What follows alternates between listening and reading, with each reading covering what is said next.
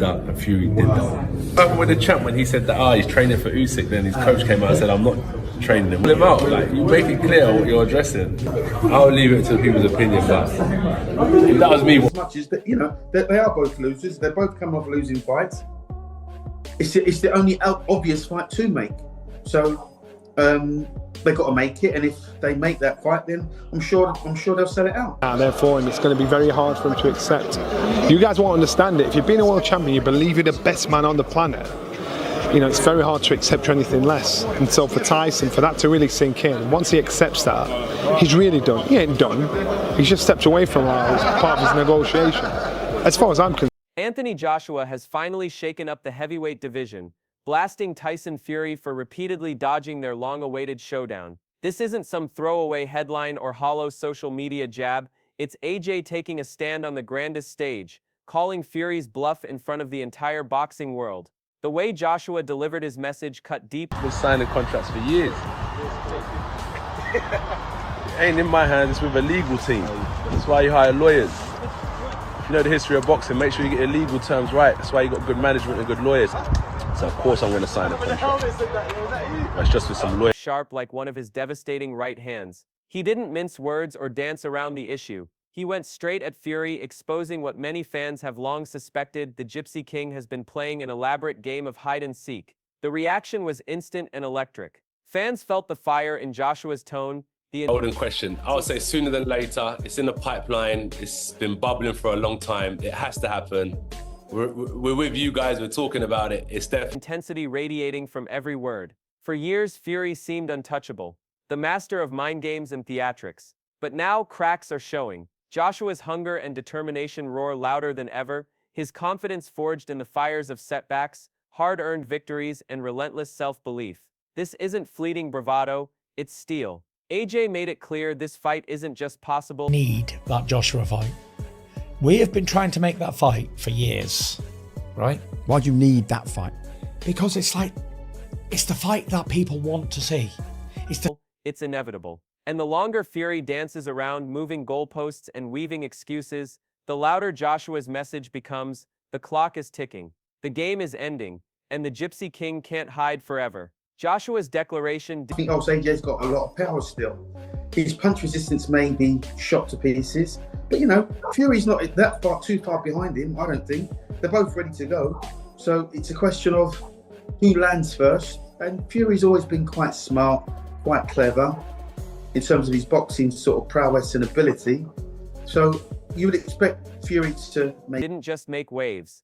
It sent shockwaves through the sport. Conversations instantly shifted from speculation to action. Fury has always thrived on mind games, his bravado dripping with the familiar swagger fans know so well. He claims to... That's a dreadful fight for Moses.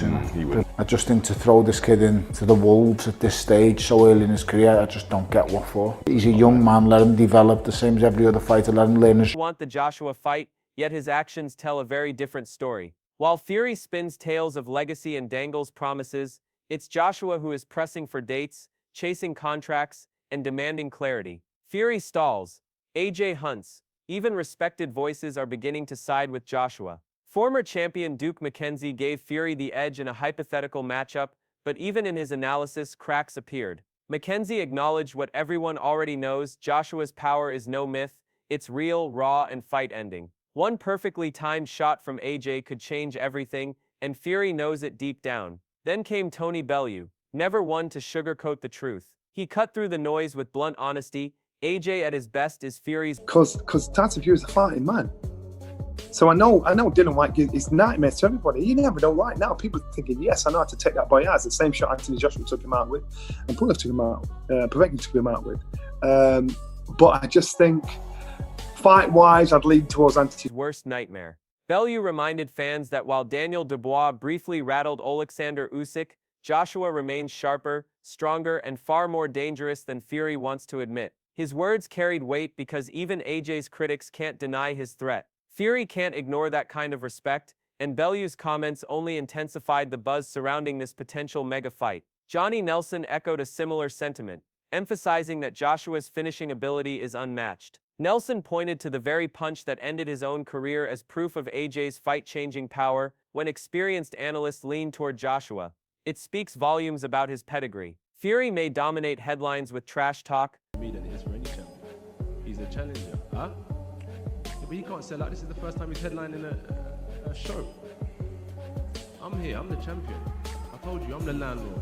But the evidence inside the ring is impossible to ignore. Joshua's composure, precision, and hunger make him the most dangerous heavyweight alive. Fans know it, experts know it, and Fury's camp knows it too. Joshua added a psychological twist to the drama with a single cutting metaphor. I'm the landlord and Fury is just a tenant overdue on rent. With that line, AJ flipped the script. Fury isn't the reigning king, he's the challenger standing outside Joshua's door. It was psychological warfare delivered with calm confidence. While Fury grabs attention with circus antics, Joshua commands respect through results and credentials. This isn't empty talk. Anthony Joshua, that will be the one that people want to see. That was probably still Phil Wembley, but as a boxing purist and as a lover of the sport, am I that bothered if Tyson Fury never steps in the ring with Anthony Joshua? I'll be honest, no. AJ's been flat. It's the voice of a man who's faced adversity, rebuilt himself, and is now ready to claim what he believes is his. Even Carl Froch, who often tries to remain neutral, couldn't hide the truth.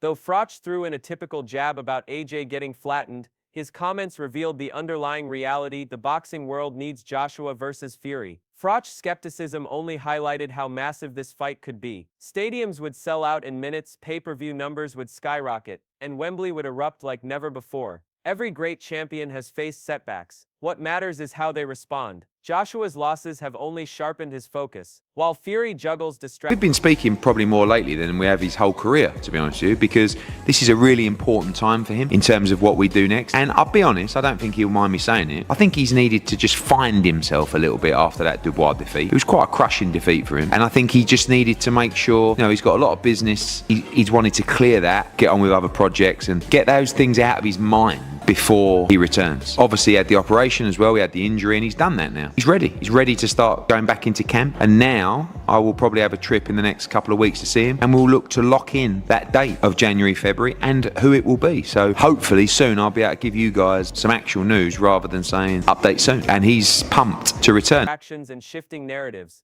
AJ is laser focused on redemption and greatness. Promoter Eddie Hearn gave fans the clearest insight into where Joshua stands. He didn't gloss over AJ's past struggles, including the crushing defeat to Dubois. Instead, he framed it as a necessary reset, the start of Joshua's second act. Hearn explained that after surgery, recovery, and some personal reflection, AJ has cleared his mind and is ready to dive back into camp at full force. Talks are underway to lock in a fight date, potentially as early as January or February, with official news expected soon. Hearn's words weren't those of a promoter hyping a fading star. They were the blueprint of a fighter preparing for war. Joshua isn't chasing quick cash or hollow legacy speeches. He's building a machine piece by piece, ready to storm the division and take back what he feels is rightfully his. Meanwhile, Fury continues to weave grand tales while avoiding concrete commitments. The contrast couldn't be clearer. Joshua is all about action, while Fury seems lost in the fog of his own theatrics. Career.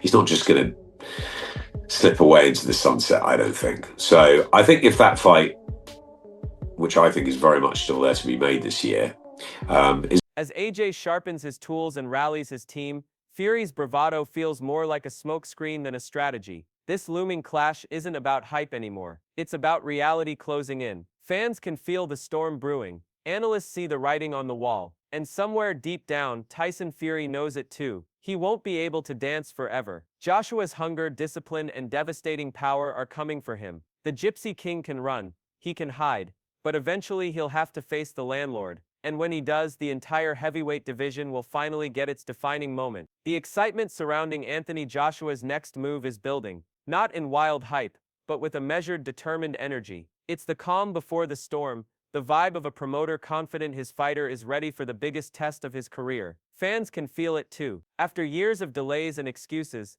the wait for Joshua versus Fury may finally be coming to an end. Adam Smith's perspective resonated deeply with longtime followers of Joshua. Having witnessed AJ's entire journey, from Olympic gold to heavyweight champion. I'm a champion, and it's going to be one of the fights for the ages. Someone told me the other day, it's been 24 years since we had a last undisputed world heavyweight champion. Now, we know that both Klitschko's was champions for around about 10 years, so there's been another 14 years where other heavyweights couldn't do it. So we've been chosen, and I believe we're both destined to be here, to be in this big fight in Saudi Arabia, the Ring of Fire. And there's only one winner, and I'm destined to become the undisputed. To rebuilding after crushing defeats, Smith understands the stakes better than most. For him, this isn't just another payday or a headline-grabbing clash. It's the defining moment of Joshua's career. A fight where legacy matters more than belts or titles. Smith wasn't offering polite praise. His tone was one of certainty. He painted a picture of inevitability, making it clear that Joshua isn't fading like so many ex-champions do. Instead, AJ is surging toward the biggest climax of his career, with Tyson Fury standing in his way. In Smith's framing, Fury's side feels like a circus, all noise and chaos, while Joshua's camp feels like a disciplined campaign, steady and deliberate, building toward greatness. Then there's Tyson Fury, whose words tell a very different story. His recent speeches sound more like the script of a self-made documentary than a warrior preparing for battle. They're filled with grand declarations, sweeping visions, and endless talk of destiny and legacy. Fury even called Joshua a little man, a cheap, dismissive It'll be Anthony Joshua before Alexander Usyk. That is my understanding. When you say tune-up, you're not referring to Anthony Joshua as a tune-up, or no, that's not a tune-up. No, that's what I mean. But just the way you worded that. Then. Well, we're already into. He hasn't fought for 6.5, 7 months. Oh, he's retired, mate. He's retired. Yeah, he's retired. My understanding is behind the scenes they're working very closely on getting him back. Maybe late this year. Jab meant to belittle his rival, but anyone who's seen AJ in the ring knows he's anything but undersized or intimidated. Fury invoked the 24-year drought since boxing last had an undisputed heavyweight champion, using it as a dramatic narrative device. But his words raised a louder question. If he's so determined to end that drought, why hasn't he signed the contract yet? Real champions don't wait for destiny to choose them. They make the choice themselves. Fury can talk about Saudi Arabia, history books, and rings of fire all he wants, but while he's making speeches, Joshua is quietly preparing his body and mind for war. The truth is simple. This fight won't be decided by words. It will be decided by hunger, willpower, and risk. And right now, it's Joshua who's showing he's ready to walk through the flames. Gareth A. Davies helped strip away the polished PR narratives. Behind the scenes, whispers are growing louder. Some insiders suggest Fury might take a tune-up fight first, or worse. 10, 11, 12. It was scrappy, it was messy, and it was just kind of like winning the argument.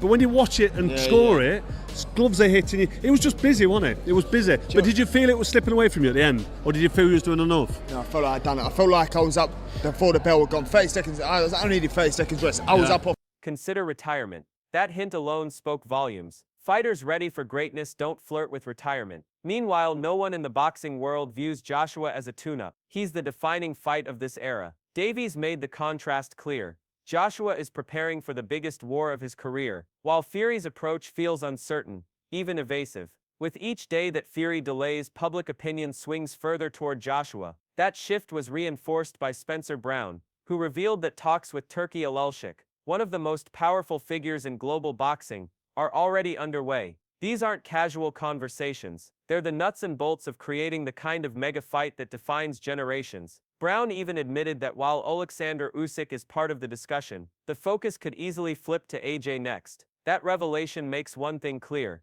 This fight is real, concrete, and close to being finalized. The contrast between the two camps couldn't be sharper. Fury talks about destiny, while Joshua's team quietly builds reality. Hype versus action, words versus will. This isn't just another heavyweight matchup.